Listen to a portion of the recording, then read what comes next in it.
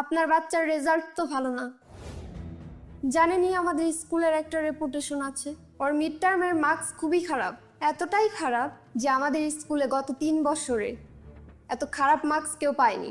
আমি আশা করেছিলাম ও এর চেয়ে ভালো রেজাল্ট করবে। শুধু তো আশা করলেই হবে না, ওর পেছনে সময় দিতে হবে, শ্রম দিতে হবে, তাহলে না ভালো রেজাল্ট করবে। জি জি ম্যাম, আমারও অবশ্য শ্রম এবং সময় ওকে দেওয়ার ইচ্ছা আছে।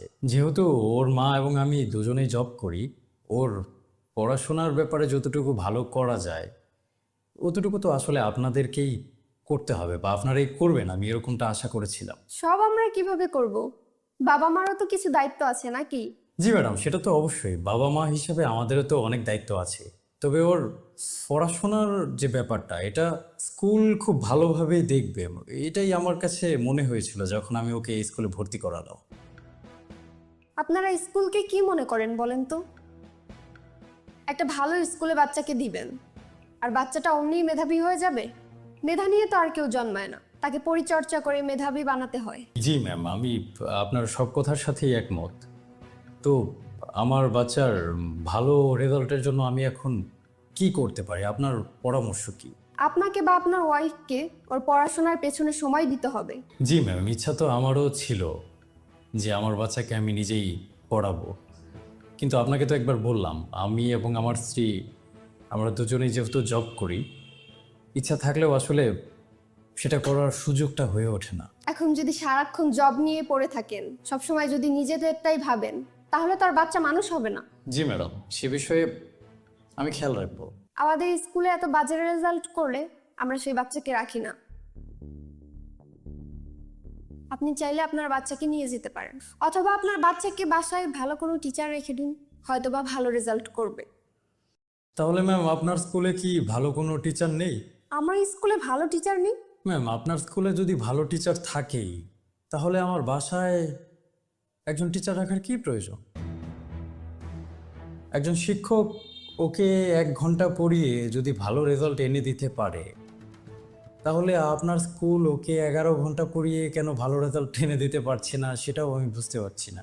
সে শিক্ষক 1 ঘন্টায় কি এমন পড়াবেন যেটা আপনি 11 ঘন্টায়ও পারছেন না?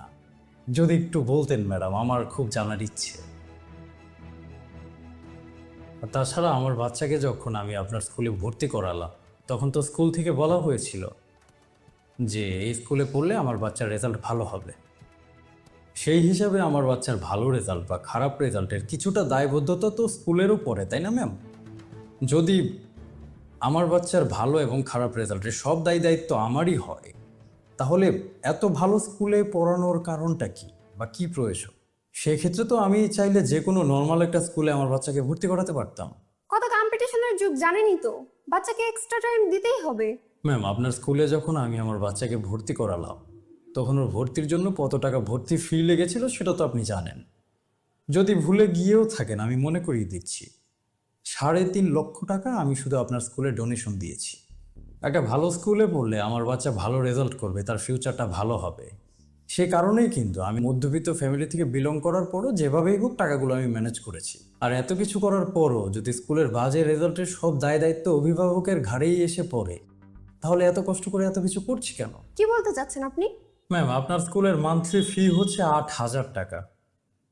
আমার মনে পড়ে আমি যখন ছোট ছিলাম, আমার বাবা আমাকে যে স্কুলে ভর্তি করিয়েছিলেন, আমার স্কুলের বেতন ছিল 250 টাকা। এখনও এমন অনেক স্কুল আছে যেখানে বাচ্চাকে ভর্তি করাতে 1500 টাকা লাগে, আর মান্থলি ফি দিতে হয় 500 টাকা। আমি তো চাইলে এরকম কোনো স্কুলে আমার বাচ্চাকে ভর্তি করাতে পারতাম, কিন্তু ম্যাম সেটা তো আমি করিনি। কেন করিনি? যাতে আমার বাচ্চার ভবিষ্যৎ সুন্দর হয়। একটু আগে আপনাকে যে বললাম আমি 250 টাকা বেতনের একটা স্কুলে পড়েছি, তারপরেও তো আমি মানুষ হয়েছি, একটা জব তো করছি, দেশকে সার্ভিস দিচ্ছি। যদি 250 টাকা বেতনের একটা স্কুলে পড়ার পর আমি এতটুকু করতে পারি, তাহলে 3.5 লক্ষ টাকা ডোনেশন দেওয়া আর 8,000 টাকা মান্থলি বেতন দেওয়ার পর আমার বাচ্চার তো অনেক ভালো কিছু করার কথা। কিন্তু আপনি আমার বাচ্চার যে রেজাল্টের কথা শোনালেন, সেটা শুনে মনে হলো আমার বাচ্চার ভবিষ্যৎ আমার বর্তমানের চেয়েও বেশি অন্ধকার। আপনি কিন্তু এখন আমাকে আর আমার স্কুলকে ছোট করছেন। অ্যাকচুয়ালি আপনাকে ছোট করার কোনো ধরনের ইন্টেনশন আমার নেই। সত্যি বলতে আমার বাচ্চা আমার সাথে ওর মার সাথে যতটুকু না সময় কাটায়, তার চেয়ে অনেক বেশি সময় কাটায় আপনাদের সাথে, আপনার স্কুলে। আমার বাচ্চা মোটের উপর প্রতিদিন প্রায় 11 ঘন্টা আপনার স্কুলে কাটায়। তো একটা বাচ্চা যদি 24 ঘন্টার মধ্যে 11 ঘন্টা স্কুলেই কাটায়, তারপর সে বাসায় ফিরে ক্লান্ত থাকে, খাওয়া দাওয়া আছে, ঘুম আছে, গোসল আছে, এত প্রয়োজন মেটানোর পর তাকে আবার পড়াশোনার জন্য প্রেশারাইজ করব, ব্যাপারটা কেমন হয়ে যায় না? আমি আপনার সাথে কোনো তর্কে জড়াতে চাচ্ছি না। আমি আপনার বাচ্চার ভালো চেয়েছিলাম, তাই আপনাকে ডেকেছি। আপনারা তো আমাদের ভালো চাচ্ছেনই, আপনারা সবাই মিলে আমাদের অভিভাবকদের অনেক ভালো চাচ্ছেন।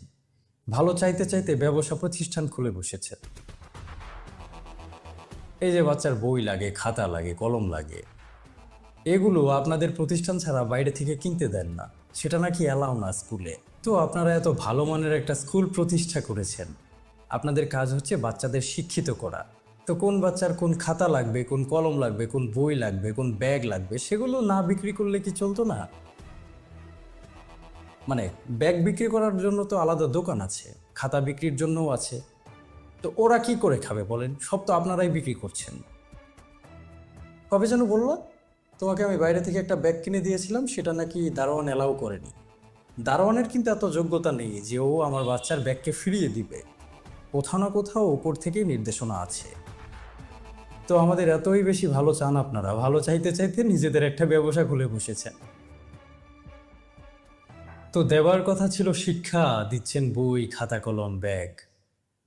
ম্যাডাম সম্ভবত মার্কেটিংয়ের উপর পড়াশোনা করেছেন, তাই না? এই গত 2 সপ্তাহ আগে আমার বাচ্চাকে আপনার স্কুল থেকে একটা নোট সাজেস্ট করেছিল। বাইরে দেখলাম নোটটার দাম হচ্ছে 60 টাকা, কিন্তু আপনার স্কুল সেই নোটটাকে বাইরে থেকে অ্যালাউ করবে না, আপনার স্কুলই বিক্রি করবে। নোটের দাম হচ্ছে 500 টাকা। 60 টাকার একটা নোট কিভাবে স্কুলের গেটে ঢোকার পর 500 টাকা হয়ে গেল, সেটাও আমি আসলে মিলাতে পারছিলাম না। এক রাত ঘুমাতে পারিনি এই বিষয়ে চিন্তা করে। আপনি প্লিজ এখন আসুন, আমি একটু ব্যস্ত আছি। জি ম্যাডাম, আমি চলে যাচ্ছি। আমি তো এখানে ঘুমাতে আসিনি, চলেই যাবো অফকোর্স। তো আমি আমার বাচ্চার জন্য যতটুকু করতে পারতাম আমি তো করেছি, যদিও সেটা আপনার কাছে এনাফ মনে হয়নি। তারপর আপনি আমার বাচ্চাকে আপনার স্কুলে রাখবেন কি রাখবেন না, এটা আপনার একান্তই ব্যক্তিগত ব্যাপার। তবে আপনাকে একটা প্রশ্ন করতে খুব ইচ্ছা করছে, যদি কিছু মনে না করেন। আপনার বাচ্চাকে আপনি কোন স্কুলে পড়ান? আমার বাচ্চা এই স্কুলেই পড়ে। ও আচ্ছা আচ্ছা। তো আপনার বাচ্চাকে আপনি বাসায় কয়জন শিক্ষক দিয়েছেন যদি একটু বলতেন? আপনি তো একজন শিক্ষিত মানুষ এবং একজন সচেতন অভিভাবক, এই জন্য জানতে চাচ্ছিলাম। আমার বাচ্চাকে আমি শিক্ষক দিব আগামী বছর থেকে। তো এই বছর যে দিলেন না, আপনার বাচ্চার রেজাল্ট খারাপ হবে না? ও রেজাল্ট খারাপ করবে কেন? ও তো ক্লাসে মনোযোগ দেয়, আপনার বাচ্চা সেটা দেয় না। আমার বাচ্চা ক্লাসে মনোযোগ দেয় না, নাকি আপনার স্কুল আমার বাচ্চার উপর মনোযোগ দেয় না? কি বলতে চাচ্ছেন আপনি? আপনি এখানে অনেক বড় একটা পজিশনে আছেন, আপনার বাচ্চাকে এই স্কুলে মনোযোগ দিতে হবে না, স্কুল আপনার বাচ্চার উপর মনোযোগ দিতেই থাকবে, বন্ধ করবে না। আমি তো একজন সাধারণ মধ্যবিত্ত ফ্যামিলি থেকে বিলং করা মানুষ, যার তেমন কোনো প্রভাব প্রতিপত্তি নেই, না আছে অবস্থান। আমার বাচ্চার প্রতি স্কুলের একটু অনীহা থাকবে, এটা খুবই স্বাভাবিক ব্যাপার। এখন আমাকে কি করতে হবে? আমাকে আমার বাচ্চার পেছনে আরো 2জন শিক্ষক নিয়োগ করতে হবে, গৃহ শিক্ষক। তাহলে সম্ভবত আমার বাচ্চা এর চেয়ে একটু ভালো রেজাল্ট করবে।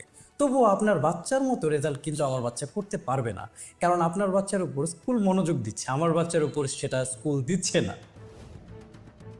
তবে একটা বিষয় ভালো হয়েছে ম্যাডাম, আপনাদের বিষয়ে খুব তাড়াতাড়ি অনেক কিছু জানতে পারলাম।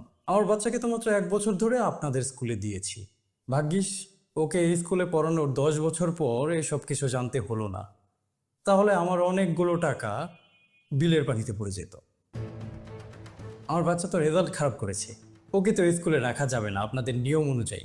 নিয়মটা প্লিজ পালন করবেন, ওকে রাখবেন না, টিসি দিয়ে দিন, বের করে দিন, আমিও রাখতে চাচ্ছি না।